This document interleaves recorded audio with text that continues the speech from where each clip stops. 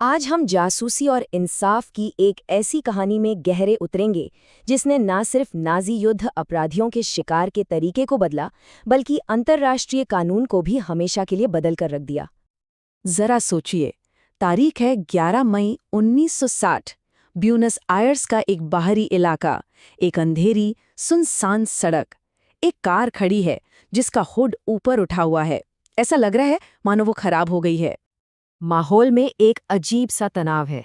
ये आदमी उसी खराब कार की तरफ बढ़ रहा है, इस बात से पूरी तरह बेखबर कि उसकी जिंदगी हमेशा हमेशा के लिए बदलने वाली है। और बस एक ही पल में उस आदमी को दबोचकर कार में डाल दिया जाता है और वो रात के अंधेरे में गायब हो जाता है। और यहीं से शुरू होता है इतिहास का एक सबसे साहसी और दुस्साहसी खुफिया ऑपरेशन। इस नाटकीय शुरुआत के बाद अब उस कहानी को समझना जरूरी है जो इस अपहरण को सही मायने में समझाती है। चलिए जानते हैं कि आखिर ये पकड़ा गया शख्स कौन था और इसके जुर्म क्या थे। ठीक है, तो चलिए इस मामले की तह तक जाते हैं। इस अपहरण को समझने के लिए पहले हमें उस आदमी को और उस भयानक बुराई को समझना होगा जिसका वो सूत्रधार था।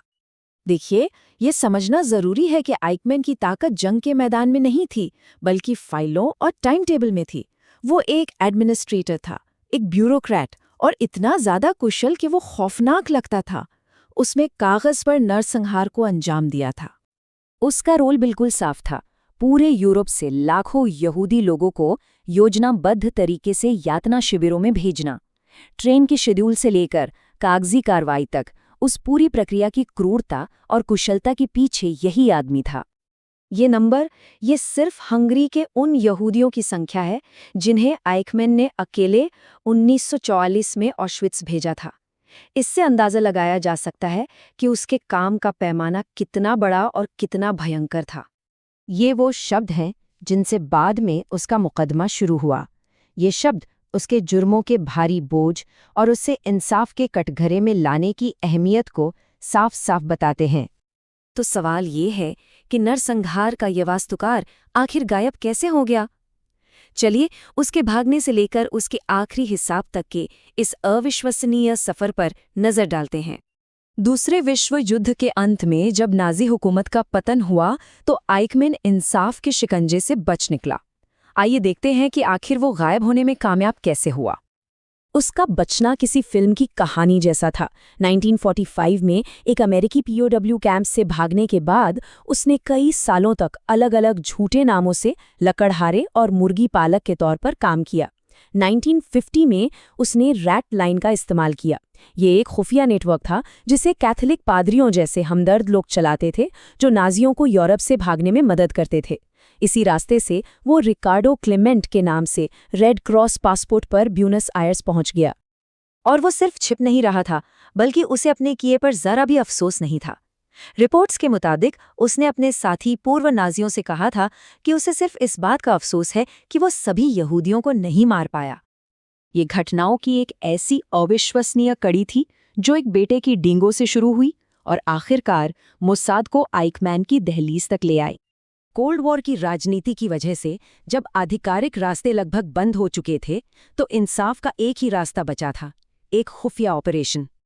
इसरा हरेल और राफी एतान की लीडरशिप में मोसाद ने एक बहुत ही सावधानी से ऑपरेशन की योजना बनाई। 1957 में फ्रिट्स बावर से टिप मिलने के बाद शुरुआत में निगरानी से कुछ खास हाथ नहीं लगा, लेकिन बावर ने हार नहीं मानी और 1960 में प्रधानमंत्री डेविड बेन गुरियन ने हरी झंडी दे दी।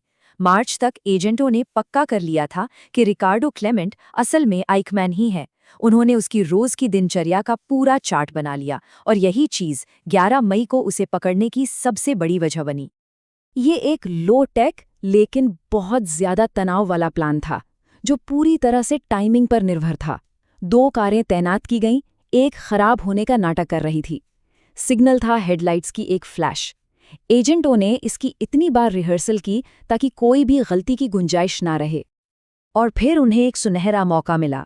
अर्जेंटीना के क्रांति दिवस के लिए एक इजरायली डेलीगेशन एल अल एयरलाइन के जहाज से ब्यूनस आयर्स आ रहा था और ये उनके लिए एक बिल्कुल सही कवर था। ये एक बहुत ही हिम्मत भरा प्लान था, उसे अर्जेंटीना के अधिकारियों की नाक के नीचे से निकालकर ले जाना। जरा सोचिए, जब प्रधानमंत्री बेन गुरियन ने ये ऐलान किया कि एडोल्फ आइकमैन इजराइल में है और उस पर मुकदमा चलेगा, तो दुनिया भर में क्या हलचल मची होगी।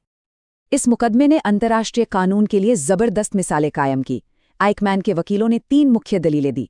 पहली, कि उसे गैर कानूनी तरीके से पकड़ा गया। अदालत ने कहा कि जुर्म की गंभीरता को देखते हुए गिरफ्तारी का तरीका मायने नहीं रखता। दूसरी, कि इजरायली कानून जुर्म होने के बाद बनाया गया था। अदालत ने जवाब दिया कि नरसंहार जैसे मानवता के खिलाफ अपराध तो पहले से ही पूरी दुनिया में गैर कानूनी थे। और तीसरी, सबसे अहम दलील थी अधिकार क्षेत्र की। इसके जवाब में अदालत ने यूनिवर्सल जुरिस्डिक्शन का क्रांतिकारी सिद्धांत स्थापित किया। इसका मतलब ये था कि कुछ जुर्म इतने भयानक होते हैं कि वो पूरी इंसानियत के खिलाफ होते हैं और इसलिए कोई भी देश उन पर मुकदमा चला सकता है। ये आज भी अंतर्राष्ट्रीय कानून का एक बहुत बड़ा सिद्धांत है। जो लोग उस त्रासदी से जिंदा बचे थे, उनकी गवाही का बहुत बड़ा असर पड़ा। इसने एक नई पीढ़ी को हॉलोकॉस्ट की असलियत से रूबरू करवाया। इसने इतिहास को किताबों से निकालकर एक जीती जागती हकीकत में बदल दिया। दिसंबर 1961 में फैसला आया। एडोल्फ आइकमैन को दोषी पाया गया। 1 जून 1962 को उसे फांसी दे दी गई। उसकी राख को समुद्र में बिखेर दिया गया ताकि ये पक्का हो सके कि उसका कोई स्मारक कभी न बन पाए। ये उसके जुर्मों की भयावहता का आखिरी प्रतीक था। लेकिन आइकमैन का मुकदमा सिर्फ एक आदमी के बारे में नहीं था। इसने कुछ बहुत गहरे दार्शनिक सवाल भी खड़े किए, जिन्हें इस मुकदमे को देख रही एक मशहूर विचारक ने आकार दिया। आरेंट का अनुभव चौंकाने वाला था। वो एक राक्षस देखने की उम्मीद कर रही थी, लेकिन उन्होंने एक मामूली, असुरक्षित से दिखने वाले ब्यूरोक्रेट को देखा, जिसे सिर्फ नियमों और अपने करियर की फिक्र थी। आरेंट का ये खौफनाक विचार था कि बहुत बड़ी बुराई करने के लिए किसी शैतान की जरूरत नहीं होती, बस एक ऐसे अधिकारी की जरूरत होती है जो बिना सोचे समझे बस अपना काम अच्छी तरह से करने की कोशिश कर रहा हो। तो आखिर में सवाल ये बचता है, क्या इस मुकदमे का असली मकसद इंसाफ था, या ये उजागर करना था कि बुराई कितनी मामूली और सामान्य हो सकती है? यही इस मुकदमे की सबसे गहरी और सबसे परेशान करने वाली विरासत है।